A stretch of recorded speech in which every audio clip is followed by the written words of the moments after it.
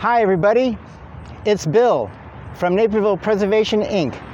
Naperville Preservation Inc. wants to identify and celebrate Naperville's most important buildings, those with historical and architectural significance. Prominent location is also important. Old Nichols Library embodies all of these elements, which is why it was so important to save it. Today, let's take a look at another prominent example, the Willard Scott Senior House on the northeast corner of Washington and Franklin. The house was built in 1867 by Naperville pillar Willard Scott Sr. Willard Sr. was a businessman and banker in Naperville. His father, Stephen Scott, was the first white settler in the area, building a home in what is now Knott Knolls Park in Will County. Willard Sr.'s son, Willard Jr., continued in his father's business, served as an officer in the Civil War, was a Naperville town trustee, and served one term as mayor. This home is built in the Italianate style, which was very popular from the 1850s through 1880s. They're typically 2 to 3 stories tall with a hipped roof. Sometimes the Italianate style homes have a tower or cupola, which echoes an Italian villa. There are low-pitched roofs with decorative brackets. Let's take a closer look at those brackets. On this house, you see the roof brackets, and they're in pairs going around the roof. Let's take a look at the windows. The windows are always tall and narrow. They frequently have decorative crowns, but in this case, there's no crowns. The windows are topped by simple stone lintels. There's frequently a porch, although they're usually small. In this case, the porch was actually quite large, which was popular in the late 19th and early 20th centuries. The doors will be the same shape as the windows. So let's go ahead and take a look inside. All right, let's ring.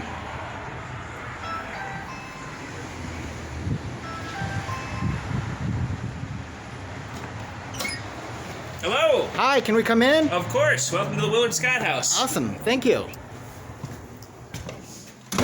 Hi, my name is Andrew Heap, and this is Bob Heap.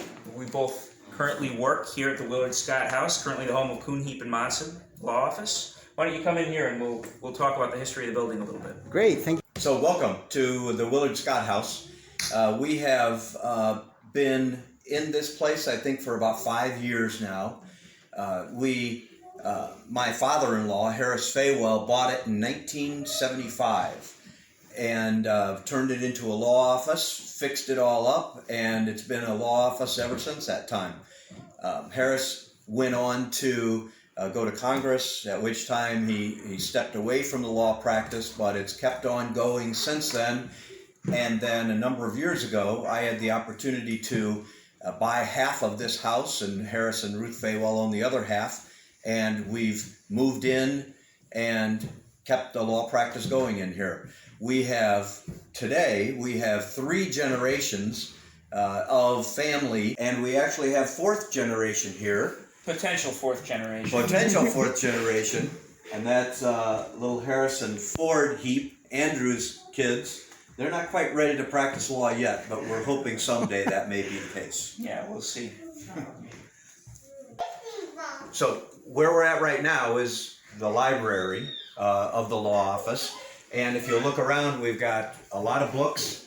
Have to admit I haven't read most of them, but occasionally we will pull them down just to make sure there's still words inside them. But as you know, most everything is now done by computer.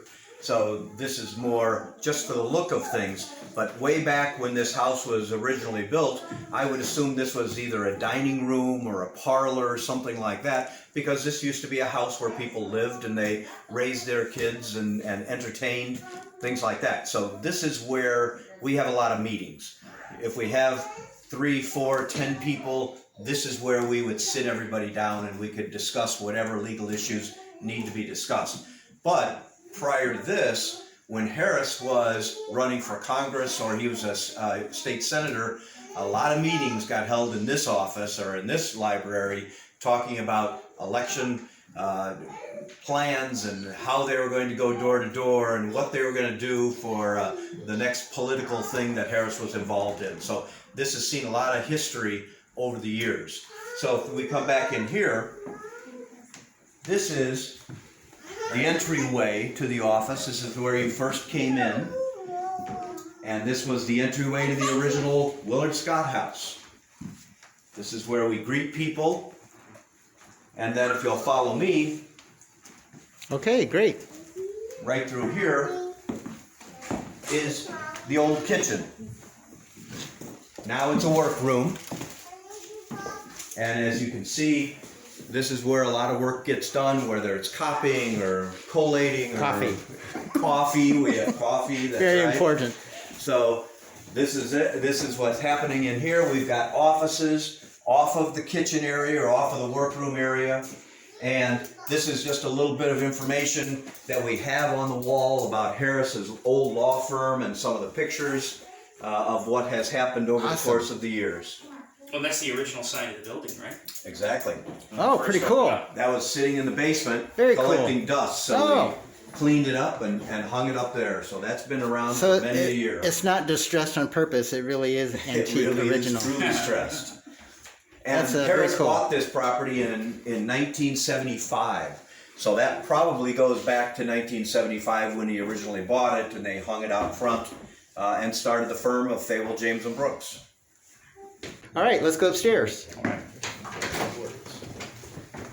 This is the old Harris Faywell office. It's been updated, and this is the next generation that's going to be working here. I think he wants to go somewhere else. He's tired of working. But this is where, when I first started practicing law, Harris Faywell had his office. For those of you who don't know, Harris was a very prominent lawyer for park districts and school districts, and the firm did just about any kind of law that you wanted. They had a person who did divorce, real estate, estate planning, but Harris made his bread and butter with municipal law, whether it was for a city or a park district or a school district. And the way he came to that expertise was down in Springfield. He learned a lot about that area, and he knew a lot about that area already because of the fact that he was a lawyer and he had a practice in that area. So it really helped him in Springfield, it really helped him in Washington, and he was a very preeminent attorney in those areas. So when I came here and when I bought this building with Harris and Ruth, this is the office I wanted, because this is where Harris Faywell was a lawyer. And if you look out here, you can see St. Peter and Paul. So it's got a great view. It's a great office. Oh, yeah. It's a nice place to practice law. Very nice, very nice. So- Great office. Let's go out here. Leaving my office, which was Harris's office, let's walk over here. As you can see over there, it's just another office. That's Andrew's office and his boys. It's their office too. More law books. Yeah. More great views out of this historic old home. And then right here is our paralegal's office. But the interesting thing about this office is if you look up, we have a hole in the ceiling. That when you pull that down, you actually can get to the cupola up on the top of the house. Can we go up there? We can absolutely go up there, and the way we access the cupola now is we have a pull-down stairway. So I'll pull that down, and then you can go up, and there's some surprises that you'll see when you get up there. Oh, cool. Let's take a look. Okay, very cool. Can I go up? You sure can. Now, the story goes, when a long time ago, Willard Scott took friends up there during the Chicago fire, and they watched the Chicago fire from up there at the cupola. I'm not sure how accurate that is, but that is the story, and we're sticking to it. All right, very cool. I'm going to head on up now. All right. So here I am. I'm up in the cupola. It's pretty tight up here, and because of the social distancing, I'm all by myself. Let's take a look at what's around. Oh wow, there's just an awesome view of Naperville. Here's looking south towards downtown. And here is just a wonderful view of St. Peter and Paul. Here's looking west over the neighborhood you can see it's such a beautiful fall day. So hey, Bob was just talking about the surprise up here. Look, there's autographs, graffiti from over the years. Here's Brian Ogg. And here's Philip from 1955. Hey, that's fun. All kinds of autographs marked on the wall. Here's some more autographs. Some of them are really old. Oh, look at this. It's Willard Scott from 1879. It's kind of hard to read, but I can make out his name.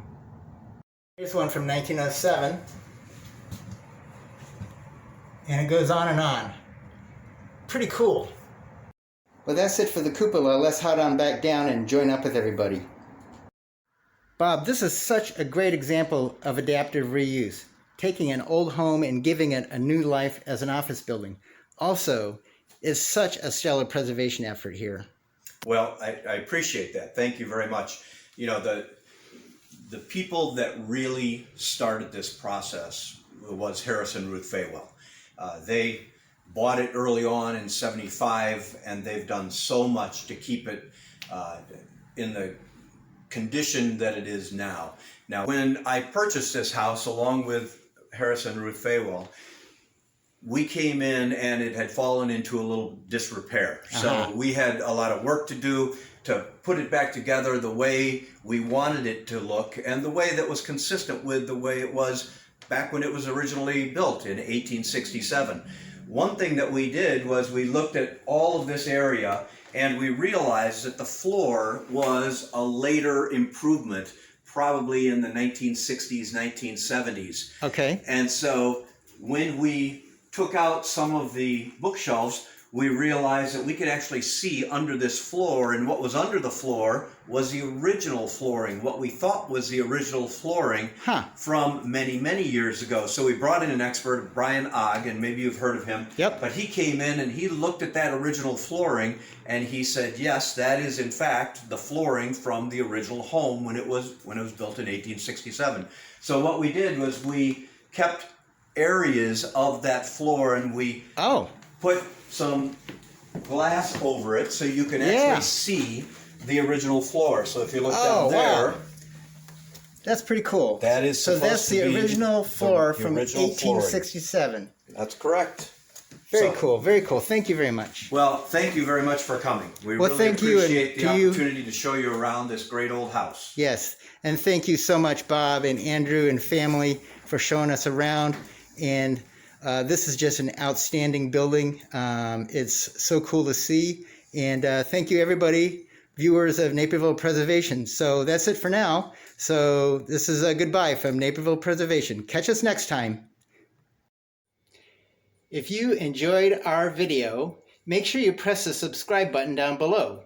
And we'll keep you up to date with all the news and videos from Naperville Preservation, Inc.